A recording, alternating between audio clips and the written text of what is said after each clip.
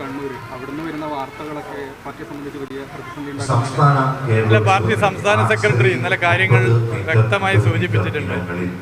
ഒരു തരത്തിലുള്ള പ്രതിസന്ധിയും പാർട്ടിക്ക് അതുമായി ബന്ധപ്പെട്ടൊന്നുമില്ല. പാർട്ടി നിലപാട് പറഞ്ഞിട്ടുണ്ട്, പാർട്ടി ശരിയായ നിലപാട് സ്വീകരിച്ചിട്ടുണ്ട്. പാർട്ടി സംസ്ഥാന സെക്രട്ടറി ഇന്നലെ കാര്യങ്ങൾ വ്യക്തമാക്കി. പാർട്ടി കണ്ണൂർ ജില്ലാ സെക്രട്ടേറിയറ്റ് അതിന്റെ പ്രസ്താവനയും പുറത്തിറക്കിയിട്ടുണ്ട്.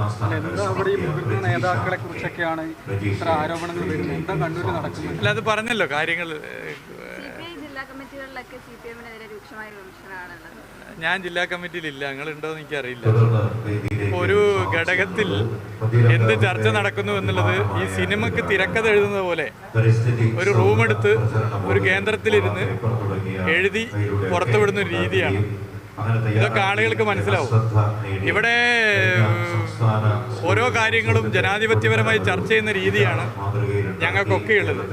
എന്നാൽ ഒരു യോഗം ചേർന്നാൽ ഒരു ക്രമസമാധാന പ്രശ്നമാകുന്ന രാഷ്ട്രീയ പാർട്ടികൾ ഈ നാട്ടിലുണ്ട്.